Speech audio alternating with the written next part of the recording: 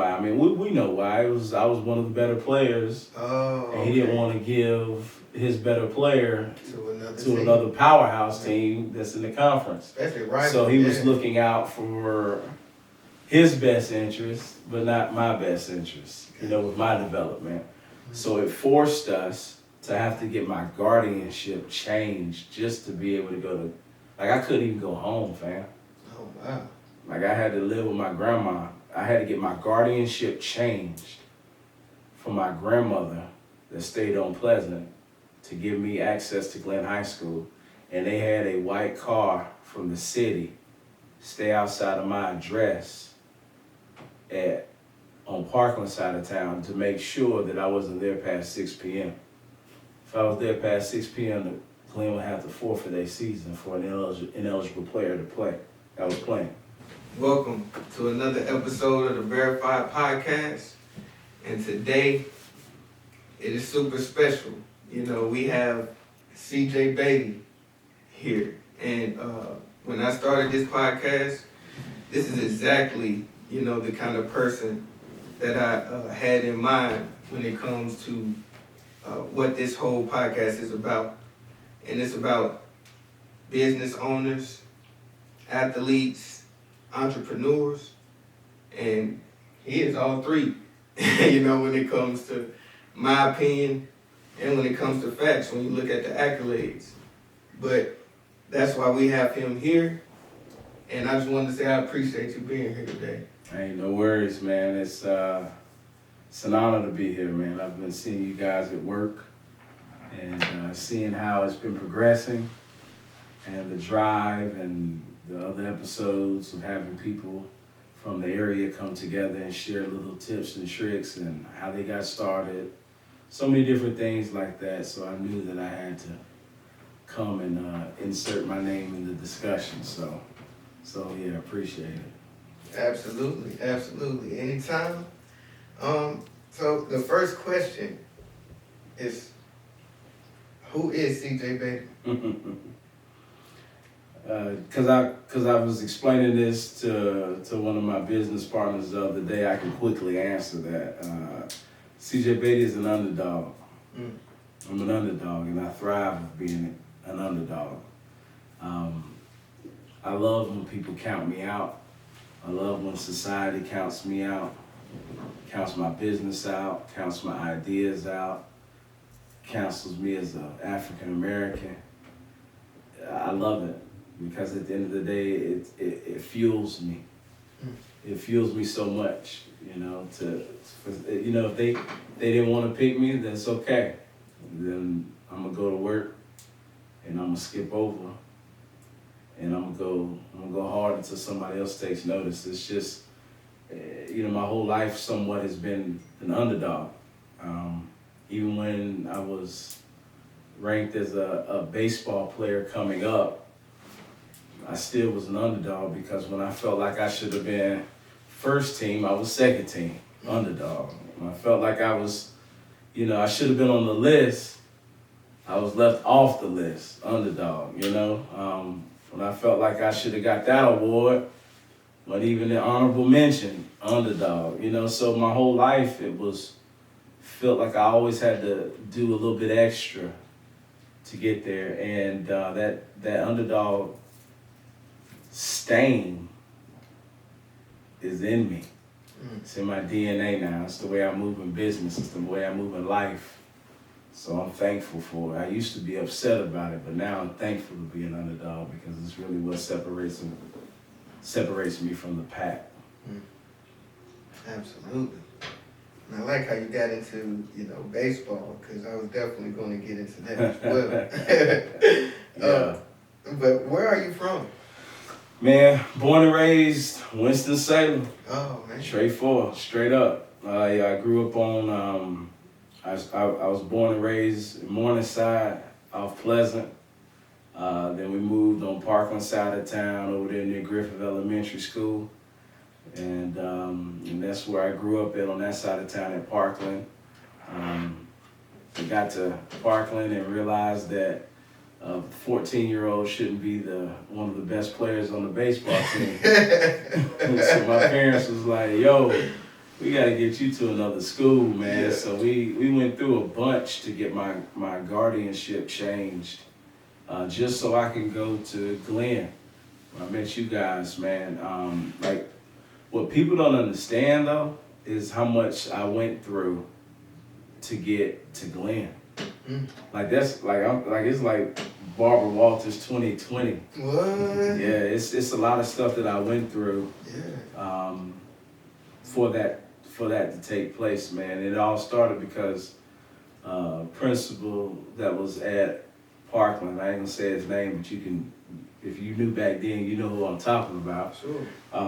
He denied my principal to principal transfer. Just denied it. Why? Nobody knows why. I mean, we know why. I was one of the better players. Oh. And he didn't want to give his better player to another powerhouse team that's in the conference. Especially right. So he was looking out for his best interest, but not my best interest, with my development. So it forced us to have to get my guardianship changed just to be able to go to, like, I couldn't even go home, fam. Oh, wow. Like, I had to live with my grandma. I had to get my guardianship changed for my grandmother that stayed on Pleasant to give me access to Glenn High School.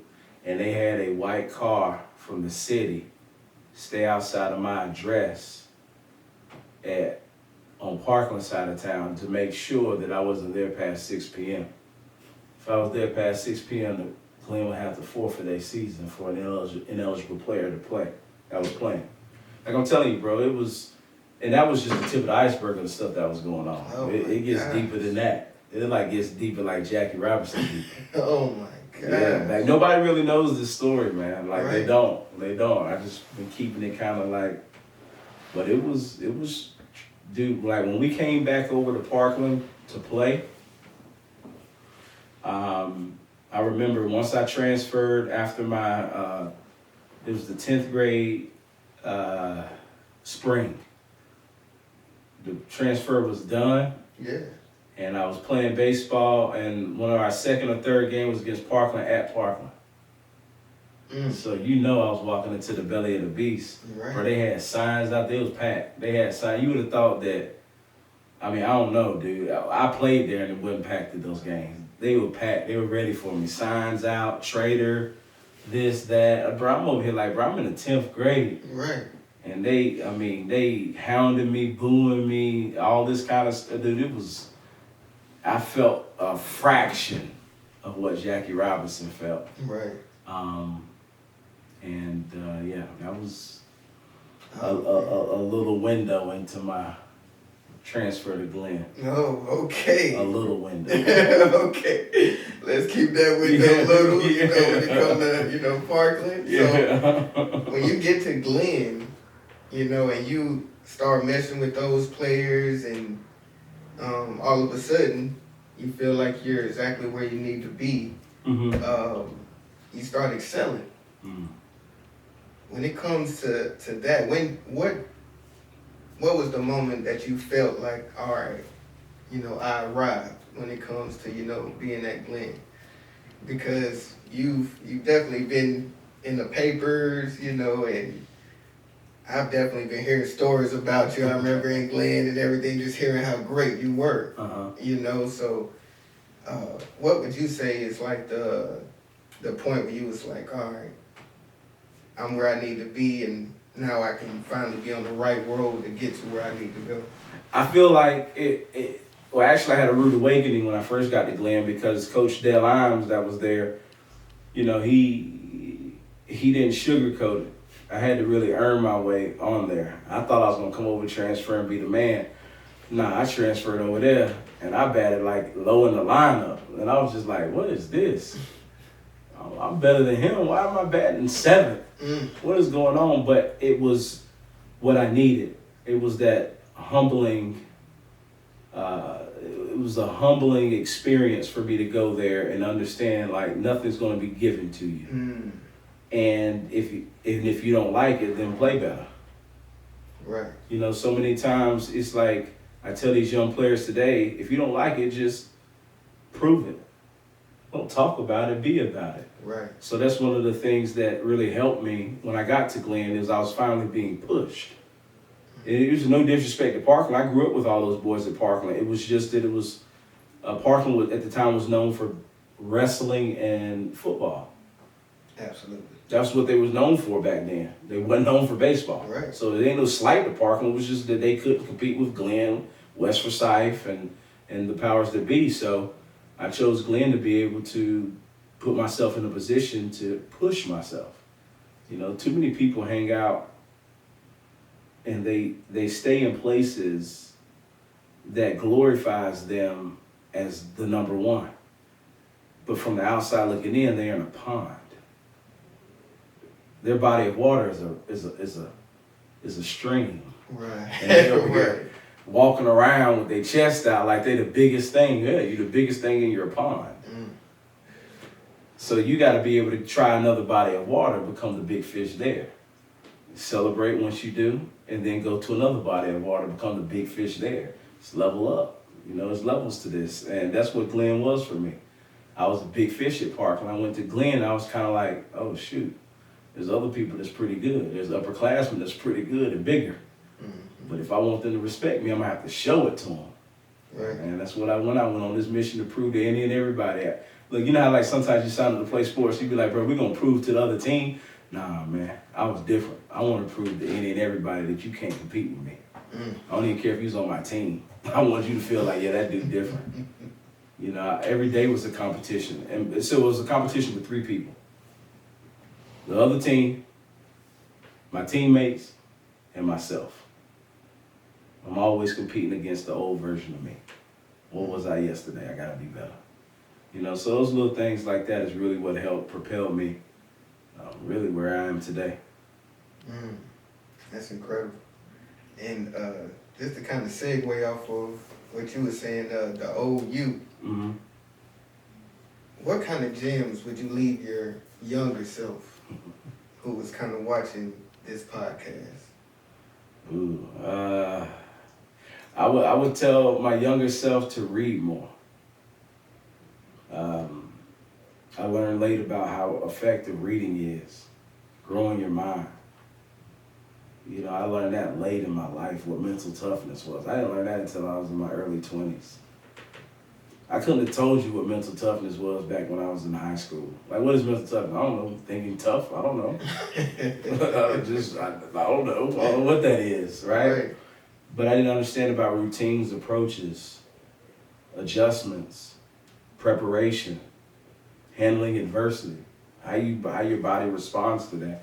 I didn't know nothing of the sort until I started picking up books and reading. Look, my bank account didn't even start changing until I started reading more. That's all I needed to see. I said, shoot, the more and more I read, the more money I make. I said, bro, drop me off at Barnes & Noble. Lock me in Barnes & Noble. If this is how it worked, then I'm about to just grow my brain. So yes, I learned it late, man. I mean, and just to be able to keep it 100, a lot of us, and when I say us, I mean as African Americans, we learn things late because our culture focuses on survival. We don't teach our kids anything outside of survival because that's been our culture. Head down, keep working hard. Work hard. Tuck away every penny. We don't understand about bonds, interest, savings account, high yield savings account. We don't understand how to do money. We don't understand where to put money, investments. We don't know none of this stuff. And I stumbled across learning this by just opening a book and following instructions. I'm gonna be well on my way of becoming a millionaire, and it all started from a $10 book. A $10 book. The second most purchased book after the Bible is called Think and Grow Rich by Napoleon Hill. And you can get it for $9.99. What? Think and Grow Rich. The second most purchased book after the Bible is $10, and it is on record a millionaire matchmaker. and it's $10. I remember reading that book too. I'm telling you, Absolutely. the stories. What inspired me to get the book was hearing that fact, right? And hearing prominent people like Oprah has read that book 7 times. And all of these big time people are, dedicating their millions to that jump starting their career. So when I saw that, I said, well, what is this book that people keep reading over and over again? And I had to go buy it. And then when I found out it was only $10, $15, I said, why is so many people not going after this book or going after books similar like this? And I just said, I got tired of thinking about why other people ain't doing it. I just said, I'm focused on me and I'm gonna go get this bag. Right. And but yes, to answer that question, I would read more. Hey, bro, read more. Don't go to Barnes and Nobles and lock yourself there. Absolutely. My journey was a little bit different than yours. I was, I had ended up getting in a little bit of trouble, getting on probation, and that forced me to kind of just stay at home, lock myself in, and read. And as I continue to read, it just seems like I've always had a plan or could figure something out. I've always, if I was in a situation, I read about another situation that was similar to it, and I could just figure it out that way. So I definitely co-sign that. Just read. Also, when it comes to blend and the whole process of you going to college, how did all that transpire? Yeah, I mean it was a rocket ship, man. I had over 65 letters to go to any school I wanted to in the country.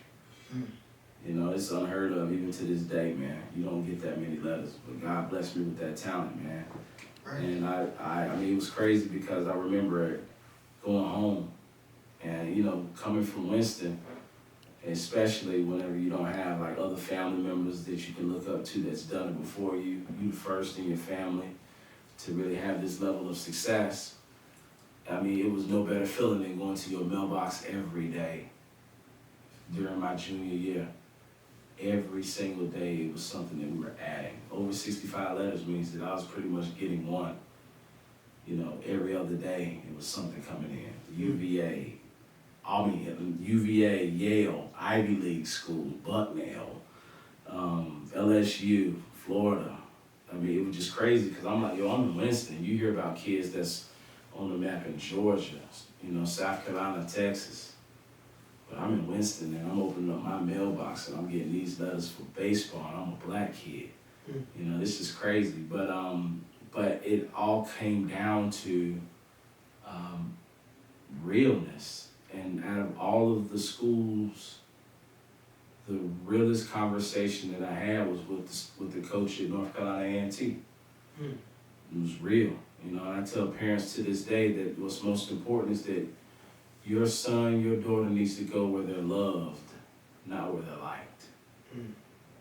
Because if you can always fall out of likeness with somebody. But when they genuinely love your son or your daughter, they'll love them when they're failing. But if you just like the kid, whenever they start to fail, you'll quickly like somebody else. Right. You know what I'm saying? Absolutely. So A&T, they rolled out the red carpet. They were like, yo, we want this brother. I know we probably don't have a shot at him, but if he does come to us, we'll give him a full scholarship, all baseball money. Like it ain't no piece together money or anything that might not be available or stipulations where he has to maintain this GPA or that. We're gonna give him all baseball money where he ain't gotta worry about it. It's always here. Whether he sinks or swims, that money will be here. Whew. So I didn't have to pay a dime, and I was looking out for my brothers and sisters coming up from behind me. Right. So I was just like, no other schools were talking like that. I got a high scholarship at NC State offered.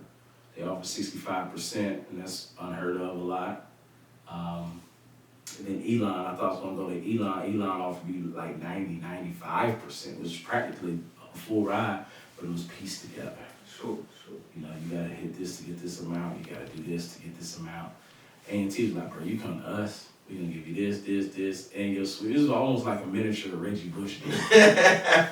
You know, it was like, I remember when I went into the suites, you know, back at A&T, the Aggie Suites, man, I was in E. And I remember my setup was so baller before, and I couldn't talk about this. I can talk about it now. Yeah. But I couldn't talk about this, bro. But I had a whole A, B, C, and D to myself in the suites. I slept in A, my clothes were in B, my shoes lived in C, and D was if you wanted to come stay. That was my common area out in the middle. Goodness gracious. Yeah. It was crazy. People be like, bro, where your roommates? I said, they in there. They said, ain't nobody in there. There they are. My shoes. My shoes are right there. My clothes are in B. I sleep in A. And D is where you're going to stay. You all right?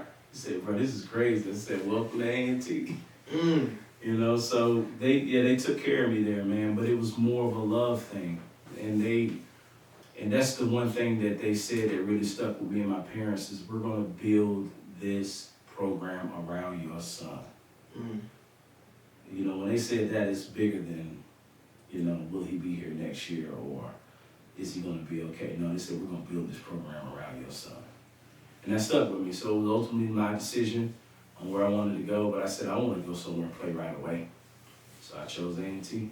Yeah, it's a lot of people, you know, that went to A&T. You know, even my nephew came in. Came in, Shell. I think I saw you like the picture. Oh yeah, balling out, Aggie Pride, baby, all day long. You know, so, but that's incredible that it's like they not only just saw your value and you wasn't just a number. It was like they said that you're gonna spearhead our whole, basically baseball program. You know, so coming from Winston, you know, that's an incredible feat. You know, for anybody. But when it comes to that moment, what did you feel then? Because I know when you went to Glenn, it was like, all right, now I'm a, you know, small fish in a big pond. You know, so now that pond got even bigger. And it's like, what made you continue to just keep going? And what was your mindset then? I mean, shoot, it's the same thing. When you're an underdog, bro, it's the same recipe. It's like I'm new to the neighborhood. Who I gotta fight to get respect? That dude, that's who I gotta beat. And then once I beat him, everybody respects me. Okay, tell nobody, let's square up. And that's the way I've always been. But it started at a younger age. I mean, seriously, if we go all the way back to Little League, I was really good in Little League. Who did you play for in Little League? South Little League. South Little League. Okay. Grew up playing in South Little League, right? Yeah. And then I was the man there. And then I got introduced to this thing called travel ball. But so that means that I had to go try out for a team. And once I made the team, it was almost like, who is this dude? And then I'm looking at them like, who are y'all? But again, the same thing happens. I get on that team and I be like, yo, I want this to be my team. You find out who the best dude is, and you be like, I just gotta be better than him. And then it's gonna become my team. Ain't this kind of like survival of the fittest in the wild? I mean, ain't that really what it is? Find out who the alpha male is, square up in him, beat his butt, and the next thing you know, you the alpha? Yes, sir. That's essentially how I do my entire life, all the way up. So now I'm at A&T. I'm a freshman. I'm highly touted. Everybody knows about me, but everybody's sizing me up. Nobody's going to just let you come into their pack of wolves and just lay down. So even though I was ranked and glorified and everybody knew I was a big signee and all this kind of stuff, I had a target on my back. They said, man, who's this freshman coming in here? So instead, I had to show them. And every pitcher that I faced that was in falls, inter squads, or scrimmages, I had to hit their butt to the calf. I took that fastball and I sent them to the calf. And I let them know. And when I went around the bases, I told them pitchers like, hey man, who next? And they were like, man, this dude crazy. Who is this dude, man? But essentially that's what it is. And that's why I encourage parents so much to keep their kids in team sports as long as possible, even if they're not good, because you're going to learn survival of the fittest on these teams. You're going to learn so many things about yourself and how to compete, how to be a great teammate. So many things you're going to learn, but I know for me, those particular situations of leveling up at every level helped me essentially for life. That's what I'm using to this day. So, for somebody who played baseball at every level, what was the most, I guess, the moment that stuck out to you during your whole career? The moment that stuck out to me, just getting drafted. Because that was the goal since I was 8. I wanted to be a professional baseball player. Right. You know, so when that moment finally happened, and the way that it happened, meaning like I was we had a draft party in my aunt's house. And, you know, day 1 went by and that was the first round. I knew I wasn't going first round. And day 2, we didn't know whether I was going to go day 2 or day 3, 3-day draft. So it was one of those things that we got all these people over at this house. What if I don't get drafted? Day 2. You know, people that came over, middle school coach there, little league coach, his family, everybody, pizza. I mean, we laughing about it now. Yeah, but during that time, man, I was like nervous. I'm over here like, yo, can you call somebody and just say I'll take it? I don't want to be embarrassed and tell everybody, be like, hey man, tomorrow, y'all, tomorrow. But yeah, man, it's a nerve-wracking thing because you just don't know. You know, I heard people tell me I was gonna go top 10 rounds. The Mariners said I'm gonna go in the 10th round. 10th round came and gone. I ain't heard nothing from them. You're sitting there literally with your phone. So I'm just, you know, waiting for my phone to ring because I was told that your phone has to ring. You got to verbally accept the offer. And then if you accept it, they'll say, okay, hold tight. And I think we're going to get you out. You know, all I kept hearing was hold tight, CJ. I think we're going to get you when you're still on our board. And I'm just like, okay, do you know when? I really don't know, but you're still on the board and, you know, we're pushing. I just had to call and see if you'll accept that offer. And I'm like, okay, cool. That next round goes, you don't hear nothing. Next round goes, you don't hear nothing. Bro, I'm sitting there like, yo, this is crazy. Everybody's sitting around, now they looking at me. I'm trying to keep a positive face. And next thing you know it, it was like, with the next pick, the St. Louis Cardinals select Cj Beatty from North Carolina A&T. Bro, we was like, oh, shoot.